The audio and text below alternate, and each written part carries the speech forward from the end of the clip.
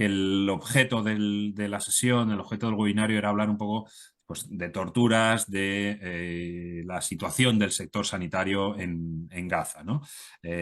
También con un especial énfasis en la situación de las personas detenidas en cárceles israelíes, que también es algo que quizá en este último casi año y medio pues no hemos visto tanto a lo mejor en los medios de comunicación, pero evidentemente ha ido de la mano de todo lo que ha sucedido en Gaza a partir de este trágico 7 de octubre de 2023. Yo os voy a hablar un poco de detenciones y de torturas de palestinos en Gaza, ¿vale? Y de cómo las autoridades israelíes están deteniendo de manera arbitraria a miles de civiles palestinos en Gaza, de Gaza, perdón, por periodos prolongados, sin presentar ningún tipo de pruebas de la amenaza a la seguridad que podría ser, de las que podrían ser objeto estas personas y sin cumplirse los debidos procesos. Esto se hace basándose en una ley, la ley de combatientes ilegítimos de Israel, ¿vale? Esta ley es una ley abusiva que permite la detención indefinida, sin cargos ni juicio de las personas, facilitando así la tortura y la desaparición forzada. Basándonos en una investigación que ha llevado a cabo Amnistía, pudimos documentar los casos de 27 personas palestinas, de 5 mujeres, 21 hombres y un menor, un chico de 14 años, que permanecieron detenidas en relación con esta ley durante periodos de hasta 4 meses y medio, sin ningún tipo de acceso, por ejemplo, a asistencia letrada o a tener contacto con sus familias. ¿En qué consiste esta ley, ¿no? De una manera muy rápida. Bien, pues esta ley de combatientes ilegítimos se promulgó originalmente en el año 2002 y tenía el objeto de permitir la detención prolongada sin cargos ni juicio de 2 nacionales libaneses que no estaban bajo jurisdicción israelí. Desde que Israel se retiró, entre comillas, de la Franja de Gaza en 2005, ha venido utilizando esta ley para recluir a las personas de Gaza a las que puede considerar una amenaza para la seguridad nacional de Israel. En diciembre de 2023, las autoridades israelíes aprobaron una reforma temporal de esta ley que ampliaba el tiempo que pueden permanecer estas personas en cárceles detenidas sin ningún tipo de orden de arresto, orden de detención, etcétera, etcétera. Se calcula bueno, se calcula no, son cifras oficiales que facilitó el Servicio de Instituciones Penitenciarias israelí, el IPS. Estas cifras las confirmó, fueron confirmadas por una ONG israelí, Hamoket, y vienen a decir, pues poco más o menos que hasta mediados de julio de 2024, del año pasado, que son las cifras oficiales, había alrededor de 1.400 personas palestinas detenidas en virtud de esta ley, ¿vale? Eh, entre ellas, como decía, mujeres y también menores de edad. La gran mayoría de estas personas fueron capturadas en lugares de toda Gaza, por ejemplo, en la ciudad de Gaza, en Jabalia, en Beit Lahilla, en Han Yunis, etcétera, etcétera, incluso arrestadas, pues, por ejemplo, en escuelas o en refugios donde se refugiaban, valga la redundancia, pues personas desplazadas internamente y también durante redadas en viviendas, incluso, y esto supongo que os va a interesar mucho, incluso en hospitales fueron arrestadas estas personas, ¿no? En estos hospitales había profesionales de la medicina que fueron detenidos en estos centros médicos por negarse a abandonar a sus pacientes, ¿vale? Esto es lo que hace la ley de combatientes, o lo que permite la ley de combatientes ilegítimos, ¿no? Hasta 45 días es el periodo inicial de detención sin necesidad de que se emita una orden formal de arresto, y hasta 90 días pueden permanecer las personas sin acceso a un representante legal. ¿Qué es lo que pasa con esta situación? Pues que favorece la tortura y los malos tratos en prisión. Favorece el aislamiento, porque hay muchos detenidos que son mantenidos con los ojos vendados, esposados durante largos periodos de tiempo. Favorece la violencia física, hay muchos ejemplos de golpes, de patadas, de quemaduras con cigarrillos, etcétera, etcétera. Otra de las cuestiones que también se considera tortura es la privación, porque se les niega en muchos casos comida, agua o acceso a servicios básicos como por ejemplo medicinas. Y por último, otro tipo de tortura de las que se dan en estas prisiones, en estos centros de detención israelíes, es la humillación. Se desnuda forzosamente a las personas detenidas. Incluso hemos podido escuchar de primera mano de algunos casos cómo se han llevado a cabo simulacros de ejecución para aterrorizar a las personas detenidas. Es decir, eh, se da un conjunto de violaciones del derecho internacional gracias a esta ley de combatientes ilegítimos y a esta representación gráfica, ¿no? O a esta muestra gráfica que tenemos en las prisiones israelíes. ¿Por qué hablo de violaciones de derecho internacional? Porque hablamos de detención arbitraria, lo que comentaba, ¿no? La detención indefinida sin cargos ni juicio, con lo cual se viola el derecho a un juicio justo de las personas detenidas. En segundo lugar, la tortura y los malos tratos. En tercer lugar, y esto es algo que tiene que ver con el no facilitar el contacto con un representante legal o con la familia, favorece la desaparición forzada y el régimen de incomunicación en el que, es decir, el régimen de incomunicación en el que permanecen estas personas detenidas favorece esa situación de desaparición forzada. Y por último, la negación de derechos básicos, ¿no? Lo que decíamos, ¿no? El contacto con las familias o el acceso a comida, agua, medicinas, etcétera, etcétera. Ante esta situación, ¿qué es lo que hemos pedido desde Amnistía Internacional? En primer lugar, la derogación de esta ley por parte de Israel. En segundo lugar, liberar a las personas detenidas en función de esta ley, sin cargos ni juicio. En tercer lugar, investigar los abusos que ha podido favorecer esta ley. Y en cuarto lugar, permitir el acceso inmediato a observadores independientes a los centros de detención. Estas cuatro cuestiones no tienen que ir una detrás de otra, pueden desarrollarse en paralelo. Um, y luego, esta última parte, voy a dedicar nada, menos de 10 minutillos a hablar un poco de cómo afecta específicamente todo esto al sector sanitario, ¿no? De cómo el sector sanitario se ha convertido también en otro objetivo del genocidio israelí y cómo durante la campaña militar de Israel contra la población palestina en Gaza, pues el ejército ha detenido arbitrariamente y sometido a desaparición forzada a cientos de miembros del personal sanitario palestino en Gaza. A día de hoy todavía hay muchísimas personas, muchísimos profesionales médicos que siguen detenidos en cárceles de Israel sin cargos ni juicio. Además, decenas de profesionales de la salud han sido sometidos a tortura y a otros malos tratos. Incluso, como decía, ¿no? Sometidos a condiciones constitutivas de desaparición forzada. Y esto lo ejemplifica mucho uno de los casos individuales que en Amnistía estamos trabajando desde el pasado 27, si no me equivoco, desde el pasado 27 de diciembre. Y es el caso del médico Hussam Abu Safiyah. Él era el director del hospital Kamal Adwan en Masrú, muy cerquita, uno de los barrios de Beit Lahilla, en el norte de Gaza. Fue detenido el día 27 de diciembre, como digo, junto con otros miembros del personal médico del hospital. Y durante uno de los muchos asaltos de los que ha sido objeto este hospital. Este asalto dejó fuera de servicio por completo el hospital. Y hay que tener en cuenta que este hospital era la última instalación médica realmente importante que seguía funcionando en el norte de Gaza. Durante muchísimos meses, prácticamente desde el 7 de octubre, durante los meses anteriores a su detención, el doctor Abu Safiyah se convirtió en una de las voces más destacadas del sector de la atención de la salud en Gaza. Es por eso que estamos pidiendo su libertad inmediata. Además, es importante incluso también destacar que, que el doctor Abu Safiyah, desde el primer momento en el que fue detenido, fue objeto de desaparición forzada porque el ejército israelí hasta hoy día todavía no ha revelado el lugar donde está detenido. Sin embargo, gracias a testimonios de otros detenidos que han sido puestos en libertad, pues podemos decir que él está detenido en el centro de Teimán, que es un centro instalado por Israel en Gaza, por donde han pasado muchísimas de las personas detenidas. Pero como digo, esta persona a día de hoy todavía no ha sido su paradero no ha sido revelado, no se le ha permitido recibir una visita de sus abogados y ni mucho menos recibir la visita de sus familiares. familiares. Entonces, esta detención ilegal del doctor Abu Safiyah es uno más de los ejemplos de los ataques más amplios por parte del ejército israelí contra el sistema de salud en Gaza.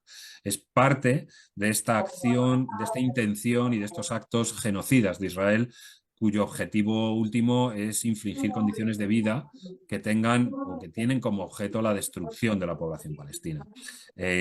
Como os decía, el caso de Hussam no es el único. Ninguno hasta ahora de los miembros del personal médico detenidos por las fuerzas israelíes desde noviembre del 2023 en Gaza, durante redadas en hospitales, ha sido acusado de crimen alguno ni sometido a juicio. Con lo cual, esta es un poco la situación, ¿no? ¿Qué es lo que pedimos? ¿Qué es lo que queremos en el caso de Abu Safiyah? Básicamente, lo primero es revelar el paradero, que Israel confirme que está detenido en el centro X, garantizar que está protegido contra cualquier tipo de tortura o otros malos tratos y proporcionarle acceso a asistencia letrada y atención médica adecuada. Por último, y la petición más importante, es necesario que se garantice su liberación, pero no solo la de él, sino también la del resto de trabajadores y trabajadoras sanitarias que están sometidas a reclusión arbitraria, a regímenes de incomunicación e incluso a sistemas de desaparición forzada. Para ello, en Amnistía hemos lanzado una ciberacción, una recogida de firmas online, que os invito a visitar si entráis en www.actúa con Amnistía, ahí vais a encontrarlo, vais a encontrar más información del caso y bueno, firmando esta carta, pues esta acción se enviará un correo electrónico al Procurador General Militar Muy israelí bien. exigiendo la puesta en libertad del doctor Abu Safiyah. Esto es un poco lo que quería contaros. Creo que me he ceñido bastante bien al tiempo. Si tenéis alguna pregunta concreta sobre esto, podemos aprovechar, si os parece, estos 5 minutillos y luego dar paso a Marina, al resto de personas que ibais a participar. Bueno, No estaba previsto, te has tenido y te sobran 5 minutos. Si hay alguna pregunta, desde luego sería posible que la contestases en estos 5 minutos. Si no hay ninguna pregunta, en estos 5 minutos os puedo hablar un poquito más eso de algunos de los testimonios que también hemos recogido, ¿no? De personas detenidas que luego Vale. han sido puestas en libertad y han sido objeto de tortura en estas cárceles israelíes. bueno, yo sí que tenía una pregunta. Es, ¿la ley esta de combatientes ilegítimos ya se basaba en las antiguas leyes que habían, la de 1999 o la del informe Lando? Ya estaba, era como... Sí, exacto. Esta ley es una evolución de leyes antiguas. Lo que pasa es que la pusieron o la promulgaron, como decía, ¿no? En 2003. No se había vuelto prácticamente, bueno, se había utilizado, pero se multiplicó su uso a partir de octubre, noviembre del año pasado, del año 23, después de los ataques de Hamas. Esta ley, a ver, si bien es verdad que el derecho internacional permite la detención de personas por razones de seguridad, en situaciones de emergencia, incluso también en situaciones de ocupación, como es lo que tiene el sistema que mantiene Israel no solo en Gaza, sino también en Cisjordania y en Jerusalén Oriental. Lo que dice el derecho internacional es que esta ley o estas detenciones en régimen de incomunicación deben de ceñirse y más que ceñirse deben de incluir salvaguardas para la protección de las personas a efectos de que no sean objeto de tortura. Lo que estamos viendo o lo que demostró la investigación de Amnistía es que esas salvaguardas no existen. También de Deportes y Derechos Humanos en Amnistía, ¿Sí? quería aprovechar para preguntarte si desde Amnistía habéis pensado en algún tipo de acción con respecto a la participación de equipos israelíes en eventos deportivos, si tenéis algún posicionamiento o alguna acción prevista. Gracias. Sí, aquí justo con temas de deporte estamos trabajando dos cuestiones.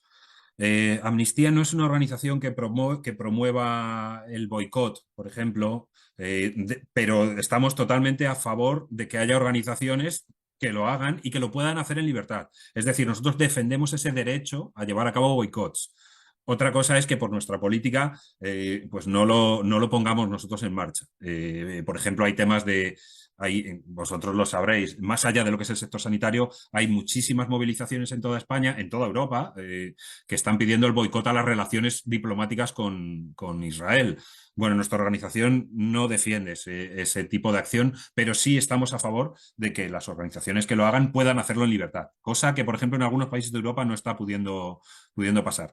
En cuanto a la participación de equipos israelíes o de la selección israelí en eventos deportivos, en la Champions, en el Campeonato del Mundo de Baloncesto que hay dentro de 2 años, la Eurocopa del pasado año, no nos oponemos a la participación de estos equipos.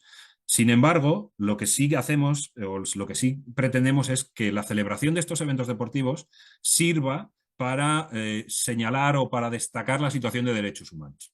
Es decir, lo que promovemos y lo que nos parece, por ejemplo, bien, y en España ha habido casos en los que no se ha respetado, es que las personas que acudan a estos eventos deportivos puedan vestir sin ningún tipo de problema y sin ningún tipo de coacción y mucho menos de prohibición, como ha pasado en algunos casos en España, pues por ejemplo de banderas palestinas, de camisetas palestinas, etcétera, etcétera. Ha habido casos de personas que han sido expulsadas de campos de fútbol y de baloncesto en España. Creo que ahora mismo solo hay un caso que se ha judicializado y es el de una chica en Lugo, que lució una bandera palestina en un partido de baloncesto, pero sí que ha habido casos en los que la policía ha retirado o ha invitado a las personas que llevaban indumentarias o símbolos palestinos o a quitárselos o a abandonar estos espacios deportivos. Entonces ahí sí que entramos porque es una vulneración de la libertad de expresión.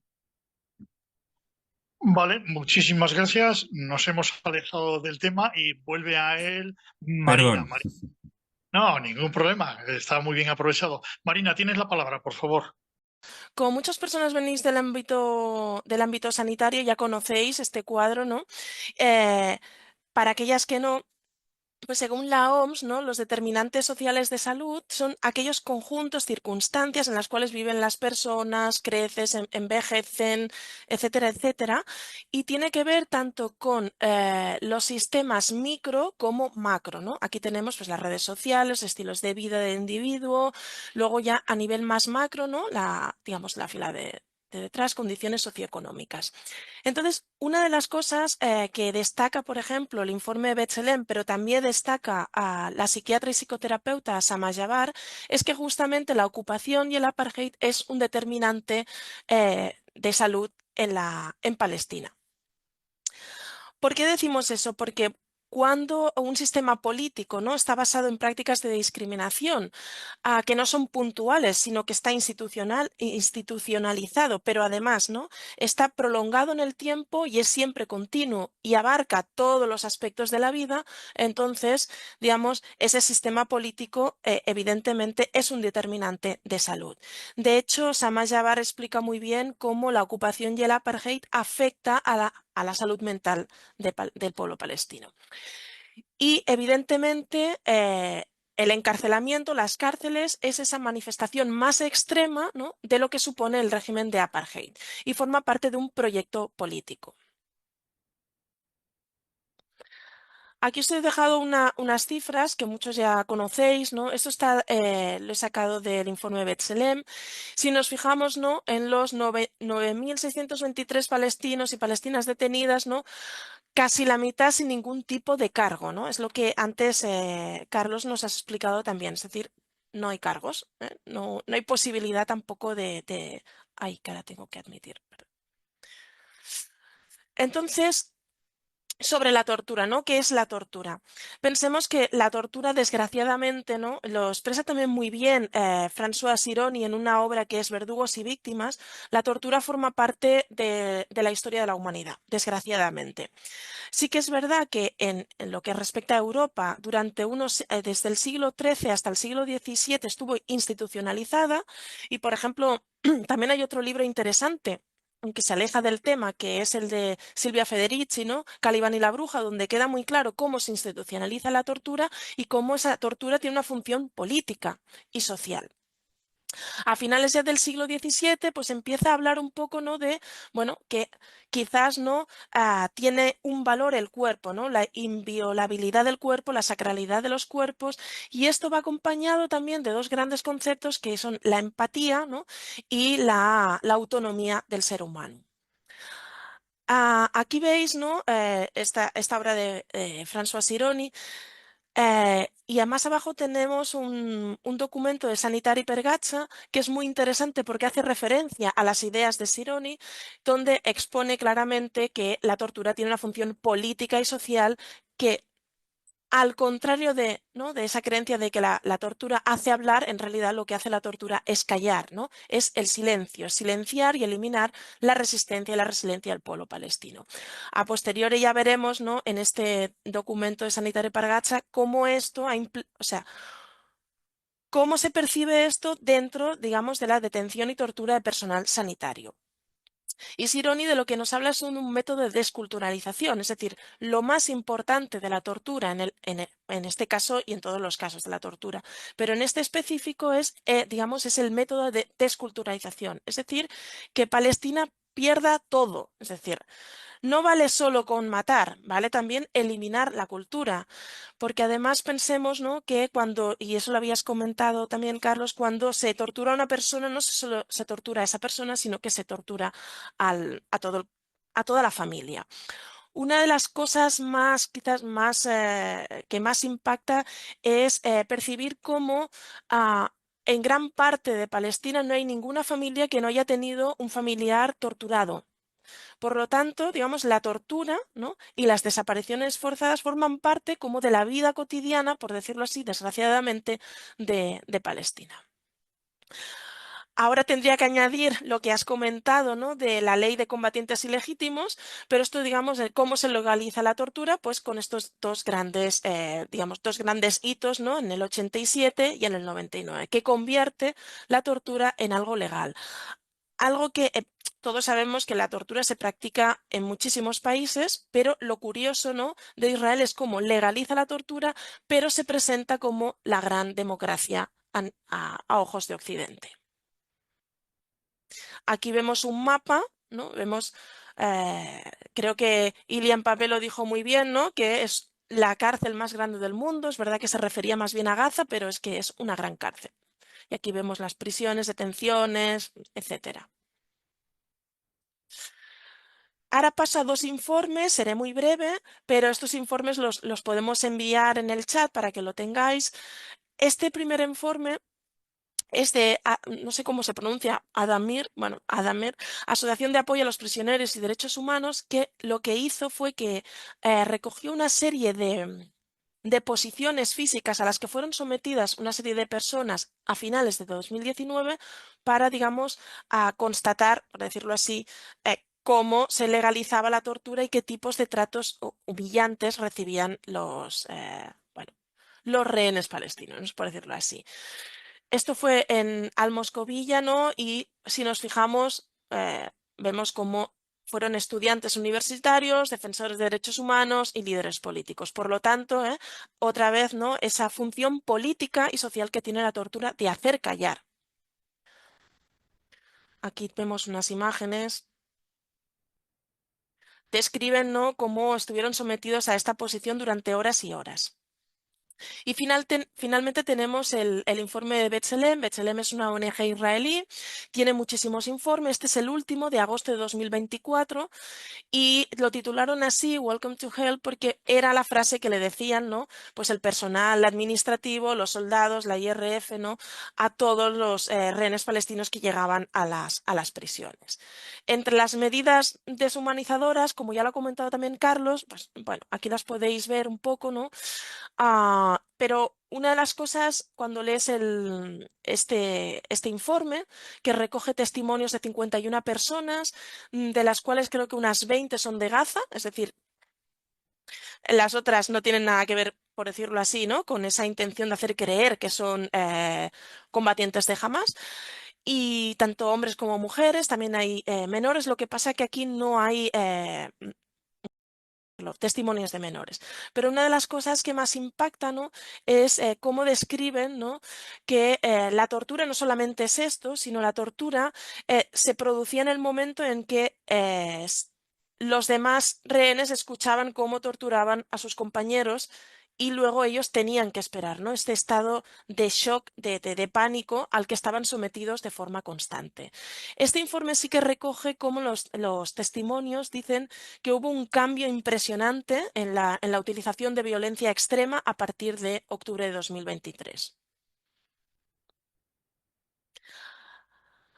Y otra de las, ya se me ha olvidado, las siglas, ahora en cuanto me acuerde lo digo, la impunidad de las IRF, que es como un cuerpo aparte, que son los, por decirlo así, los encargados de los traslados, pero hacen una función un poco...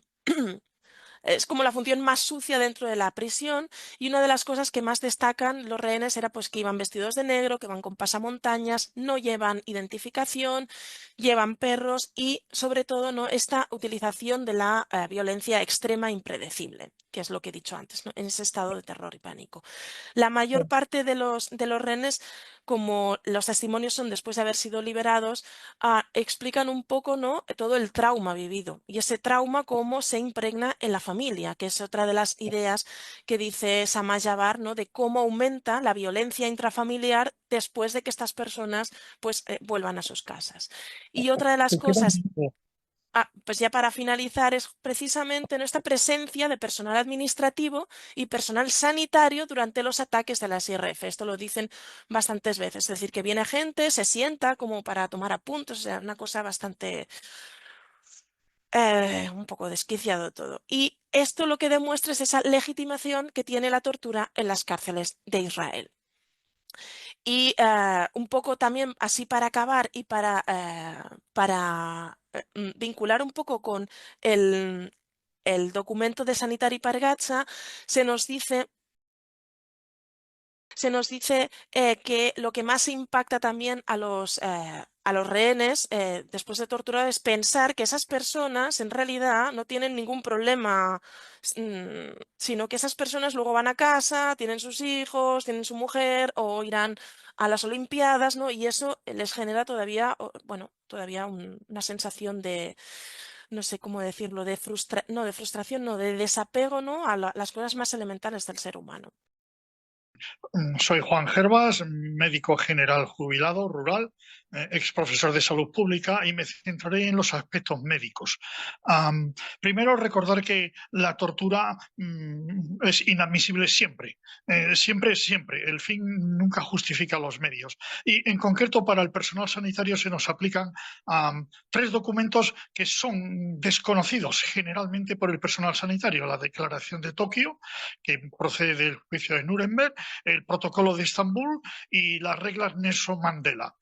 Buena prueba de que la tortura persiste y campa por libre es que de esto no se trata en las facultades y escuelas de ciencias de la salud. Salen los estudiantes y residentes sin saber nada acerca de la Declaración de Tokio, del Protocolo de Estambul o de las reglas de Nelson Mandela. Lo siguiente es que la tortura en Israel oficialmente no es legal. Lo que es legal y está autorizado Juan, por el... perdona, tienes que activar el vídeo, que no se te está viendo. Perdona. Muchísimas Ahora, gracias. gracias. Lo que tolera y admite el Tribunal Supremo de Israel es la denominada presión física moderada. Y esa presión física moderada es la que justifica la tortura. Pero pueden decir y dicen que la tortura no existe en Israel. Y esta postura es muy interesante porque nos obliga a ir al empirismo. Y el empirismo es que cuando hay tortura institucional hay médicos. Así que la pregunta que debemos hacer siempre, si hay tortura institucional, es ¿dónde estaba el médico? Y generalmente el médico estaba con los torturadores. La respuesta es terrible. Por cierto, hablo de médico y de varones porque son los mayoritarios en el servicio de prisiones de Israel, que viene a contar aproximadamente con unos 700 miembros. aunque hay una gran ausencia de las plazas, no se cubren. ¿Cómo participan los médicos en una tortura? Pues reconociendo a los pacientes, reconociendo a los prisioneros, autorizando, no documentando, no denunciando, prestando una atención superficial, muchas veces con formación insuficiente, compartiendo información médica con los torturadores y, por último, y es muy importante, manteniendo el anonimato, lo que impide después las reclamaciones directas. La tolerancia frente a la tortura en Israel no solo es de Israel. La Asociación Médica Mundial ahora también, pero siempre ha tenido una tolerancia especial con Israel que, por ejemplo, llama mucho la atención con la poca tolerancia que ha tenido la Asociación Médica Mundial con las acusaciones frente a Irán. De manera que hay un sesgo permanentemente a favor de Israel que resulta inentendible. A la pregunta de dónde estaba el médico, pues los sanitarios, no hay cifras exactas, las que se manejan es que pueden haber muerto unos 1.750 y de los cuales estén detenidos más de 300. ¿Por qué los sanitarios y por qué el sistema sanitario?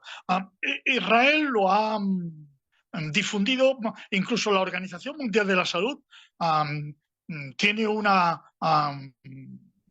comentario, una adenda a la declaración del último año, apoyada por España, en la que Israel identifica a los personal sanitario y los hospitales como terroristas, como sospechosos de colaboración con o ser miembros de Hamas. ¿Por qué? ¿Por qué este afán de torturar a profesionales sanitarios? ¿Por qué este afán de destruir el sistema sanitario? Básicamente porque se trata de destruir lo que une, lo que nos hace humanos. Y una expresión de la solidaridad humana es el trabajo que hacemos los profesionales de la sanidad.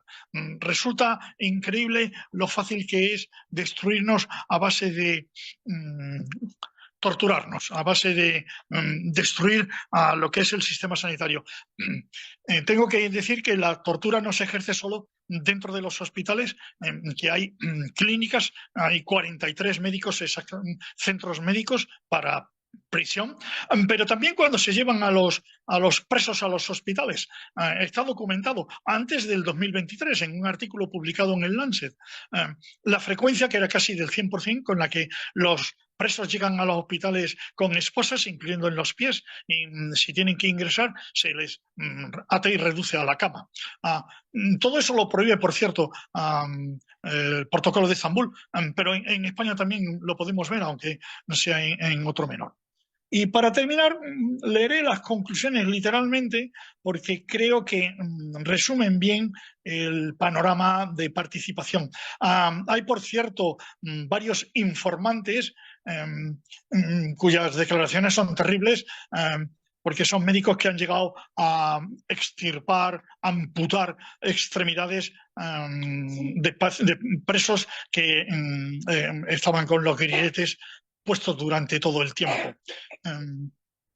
Una sociedad tan degenerada, hay que pensar que no se queda solo con la tortura y pasa a arrancarle los órganos a los palestinos por ahora muertos, como córneas, cócleas, para trasplante de ilegales. Las conclusiones son: las atrocidades que comete Israel contra Palestina son expresión de políticas coloniales que buscan el apropiamiento de bienes muebles e inmuebles y la anulación de la población originaria. Es decir, son políticas que pretenden eliminar toda resistencia al arrebatar la dignidad, la solidaridad y la ternura. También el arte y la cultura, pues para establecer un régimen colonial no basta con matar, hay que aterrorizar y degradar a personas y poblaciones. Ello se logra en mucho con la detención ilegal y la tortura sistemática de miles de individuos.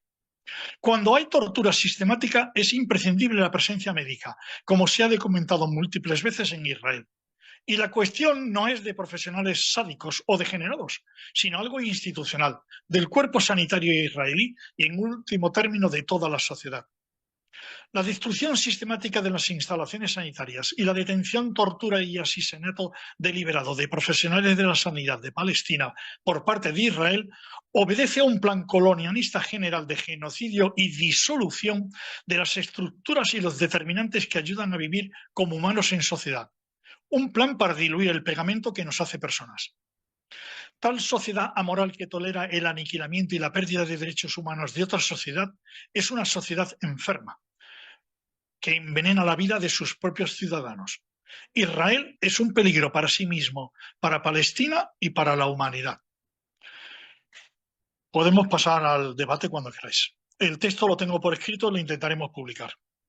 Una cosa que se me ocurría escuchándote, Juan, y escuchando a Marina y escuchando a Carlos, es que a lo mejor nuestra tarea, dado que quiere estar centrado en el mundo de los sanitarios, era, no sé, intentar hacer algún tipo de identificación, igual que se está haciendo con los soldados israelíes que están participando en el genocidio, que le está haciendo la fundación esta, bueno, no me sale el nombre de la Hiyad, que está denunciando soldados israelíes, intentar identificar. Y además hay literatura, hay una carta famosa de varios médicos palestinos que justificaban al comienzo el genocidio en Gaza, intentar identificarlos y por ejemplo, plantear una denuncia, al menos ante la Asociación Médica Mundial, con nombres y apellidos. Quiere decir, reproducir un poco ese esquema con las fuerzas que tengamos, pero intentar hacer algo, ¿no? Dentro de lo que son las instancias sanitarias. No sé cómo lo veis los que habéis participado o preparado esto. Sí, la verdad es que yo he leído así un poco el documento, es de esta organización belga, ¿no? Sí. Creo. La verdad es que sí, sobre todo también escuchando a Juan me ha venido mucho, irónicamente me ha venido a la cabeza, ¿no?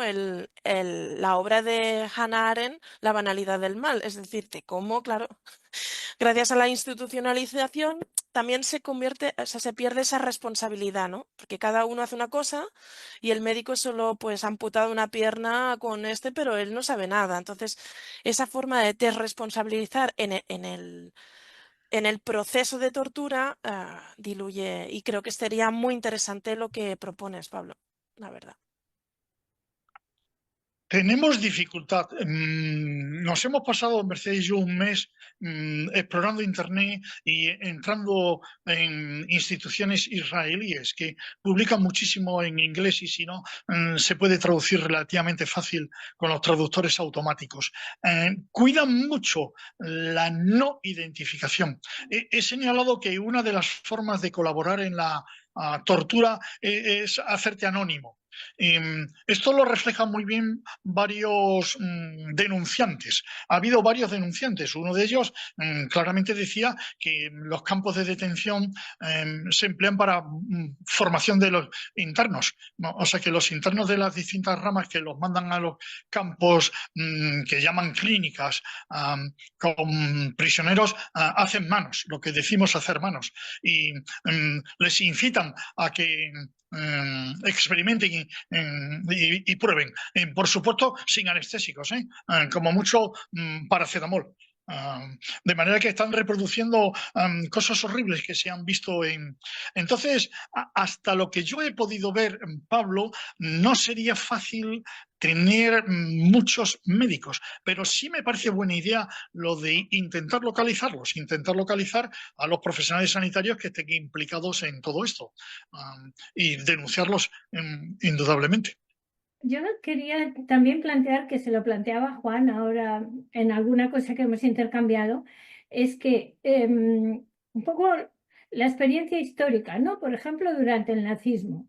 Durante el nazismo los médicos alemanes participaron absolutamente en los campos de concentración. No solo eso, sino que Hitler les agradeció y les dijo, sin vosotros no hubiera sido posible, ¿vale? Pero también hubo médicos como los holandeses que se posicionaron en contra de la participación. Entonces, y se posicionaron en contra porque las asociaciones médicas de Holanda se posicionaron públicamente en contra. Entonces, quizá también podríamos trabajar en positivo, en el sentido de buscar asociaciones médicas que se posicionen en contra, ¿no?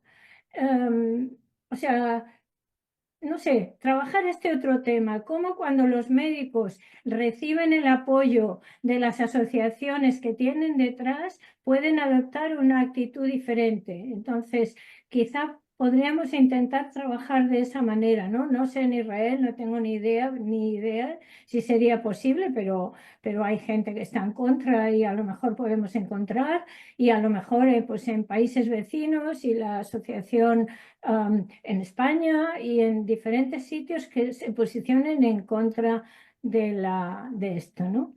Y no tiene nada que ver con el tema, pero es que acabo de leer un libro que me pareció, me ha impresionado mucho, que es sobre la banalidad del mal, más que banalidad ya es no sé, ¿no? La perversidad del mal, del libro este de la entrevista se llama, ¿no?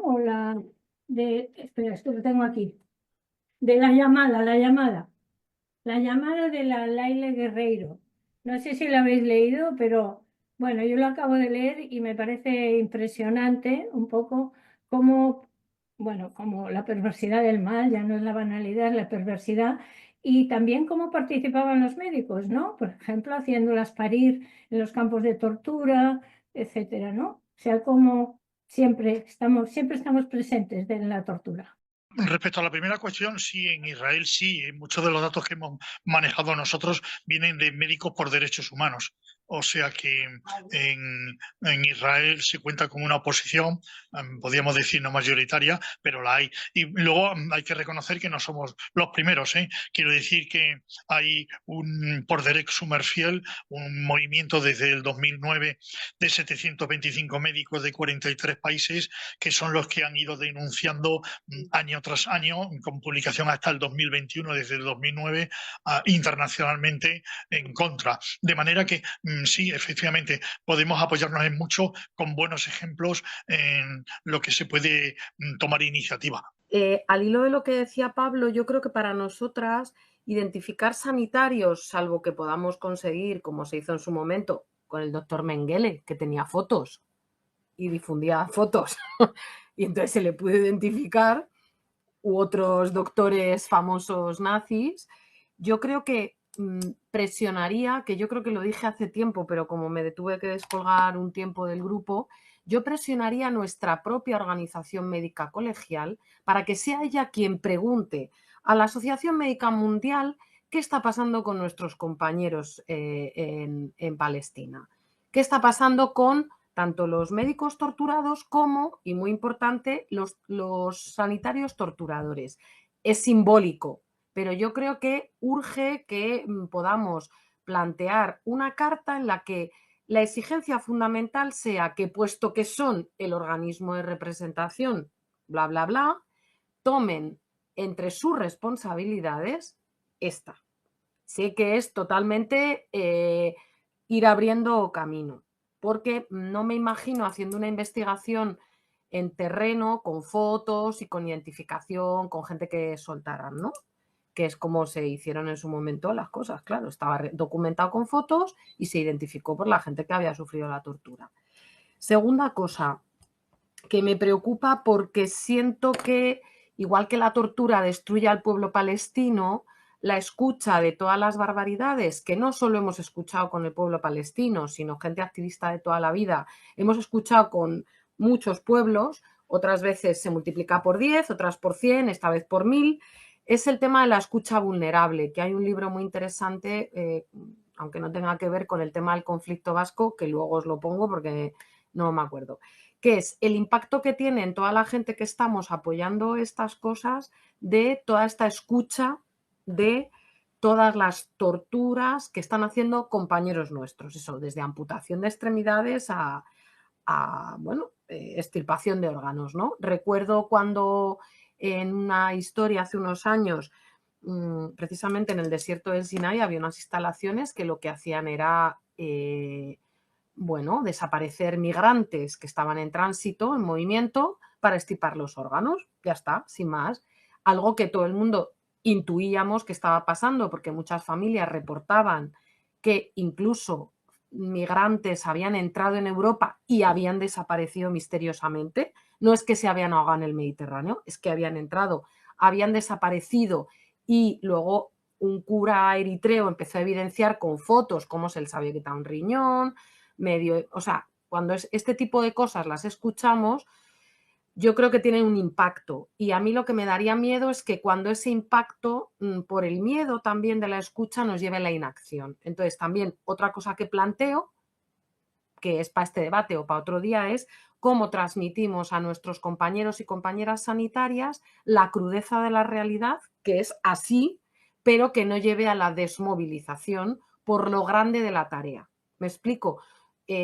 Cuando ves algo tan grande dices, ¿qué hago yo contra el Estado de Israel? Si soy una hormiga, ¿sabes?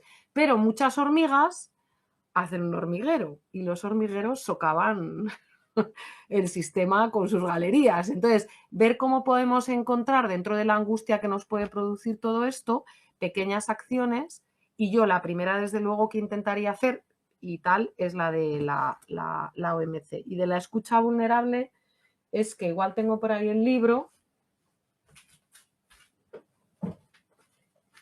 es con el tema del conflicto vasco, ¿vale? Se llama Calla y Olvida de Andrea García González. Yo todavía he tomado anotaciones, pero yo creo que es una de las cosas que hay que tomar en consideración, ¿no? Que todas las personas que puedan estar acompañando o que estemos denunciando estos procesos tengamos esa parte de saber que es más allá de la empatía y de la compasión. Es algo que nos está ya impactando y saber cómo trabajar esto para no tener bajas, así de claro, para poder seguir en la resistencia, en la lucha política, aunque sea de manera interesada, aparte de por el autocuidado, que desde el feminismo lo sabemos, pero no solo eso, ¿vale?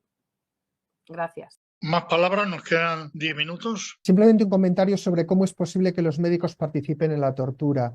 Bueno, desde la lectura de que los médicos, en tanto que profesionales, es un comentario. Igual que los curas, formamos parte de las estructuras que legitiman el Estado y el poder.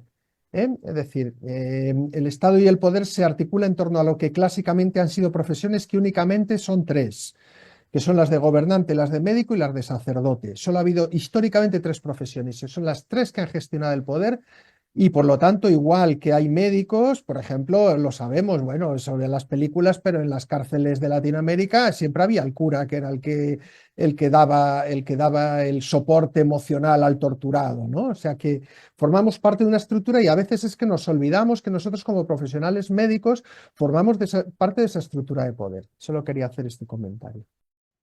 Sobre ese comentario, Pablo, pondré en circulación un texto que hemos publicado sobre la caída de los muros de los manicomios, en el que entramos profundamente, en fin, 4 párrafos, sobre el control de los cuerpos y de las mentes de la policía médica. Sí. En lo que respecta a lo que ha comentado Mar, desde luego nosotros en el comienzo, pero ya lo mandé para vosotros también, hemos intentado evitar, aunque haya sonado muy crudo, la crudeza de los relatos que hemos leído. No los hemos puesto ni siquiera en el papel. Creemos que hay que evitar el morbo, creemos que hay que evitar la excesiva dureza. No digo totalmente, en algunos casos es imprescindible, pero sí coincidimos con que hay que refrenar la brutalidad. De hecho, cuando estabas comentando esto, Mar, justamente hoy me ha pasado que he empezado a leer el libro de Frances y ha habido un momento que lo he tenido que cerrar porque he dicho, no puedo seguir. O sea, me estaba entre ganas de llorar, el corazón, y entonces he pensado, claro, es que esto no lo puedo hacer así. No puedo, a ver, voy a leer un trocito de este libro. No. Y sí que es verdad que me ha generado, bueno, yo creo que en el otro colectivo de Familias para la Pau nos ha pasado mucho esto. Y que me parece muy acertado lo que has dicho de cómo lo vamos a transmitir y cómo lo vamos a integrar nosotros, porque Sí, al hilo de todo esto que estáis hablando, yo estuve justamente hace un par de días escuchando al director de la Fundación Hind Rajah, que está en la de Bélgica, que está denunciando a los soldados, fundamentalmente soldados, generales, tal, o sea, militares israelíes, que públicamente se ha visto en redes sociales y demás como estaban cometiendo actos de barbarie, ¿no? y luego también algunos soldados que están por ahí en otros países, igual haciendo turismo y que les han denunciado. Entonces, también me estaba preguntando, incluso cuando lo escuchaba y mucho más ahora, ¿no? Con esta conversación, cómo quizás se podía, porque llevan poco tiempo. Él, por cierto, el director ya o sea, le han tenido que poner guardaespaldas, o sea, protección, porque está súper amenazado y vive en Bélgica. Pero eso, como el plantearles también qué pasa con todos los sanitarios, con estos que yo también me escandalicé cuando vi ese artículo de los médicos en Israel que pedían bombardear los hospitales en Gaza, ¿no? Y entonces era como, bueno, o sea, no hay nadie que denuncie a estos médicos, lo que dice Mar de llevarlo al colegio de médicos o tal, ¿no? Entonces, bueno, a mí se me había ocurrido, no sé, escribirles ahora, y yo les puedo escribir, ¿no? A la Hind Rajab y hacerles esta pregunta, porque él animaba también a que hicieran sus participaciones y decir, bueno, estáis muy enfocados en lo militar, que con toda justificación, por supuesto, pero también Hind Rajab, que es el nombre de la niña que murió después de toda esta masacre gritando, pidiendo ayuda con 5 años de edad, pues también fue una cuestión de que cuando llegó la ambulancia se los cargaron también. O sea que también ahí estaba justamente este ataque a los sanitarios, ¿no? Que hemos visto durante todo este genocidio. Entonces, bueno, yo les voy a escribir, no sé, y es como otra, como investigar un poco, ¿no? Quién podría eh, dedicarse a esto. Y si eso, pues después os escribo un correo electrónico, lo que sea, con lo que contesten, ¿no? Por abrir una línea por ahí.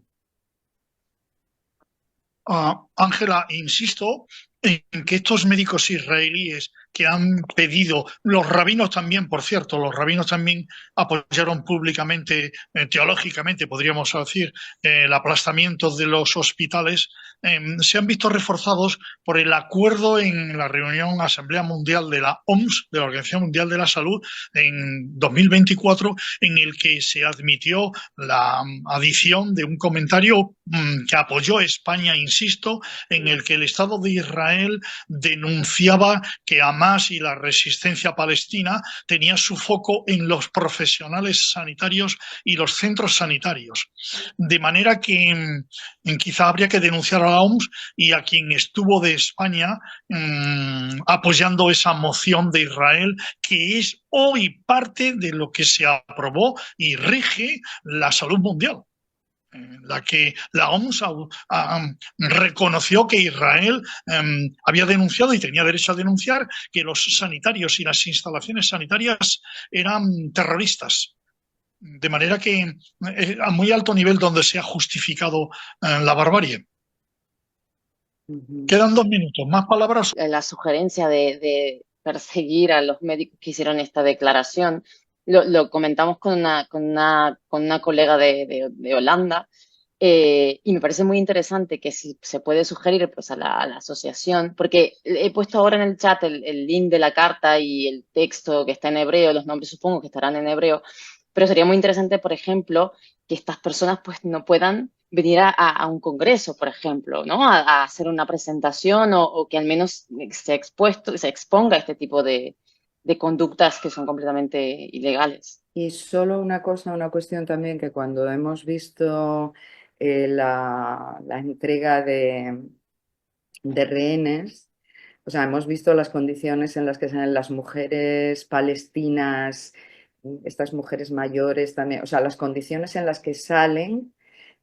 Por cierto, que en los palestinos son presos, los rehenes son los israelíes, o sea, la cuestión semántica también, pero en las condiciones en las que salían ellos y las condiciones en las que han salido las soldadas que tenía Hamás secuestradas, ¿no? O sea, que también, en fin, eso lo hemos visto todo el mundo, ¿no?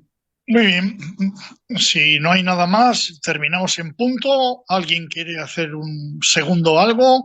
Esto es un trabajo todo sine pecunia, nadie ha cobrado ningún dinero. De hecho, la asociación, la Health Workers for Palestine Spain, funciona por el puro sentimiento gratuito de todos y agradecemos la participación.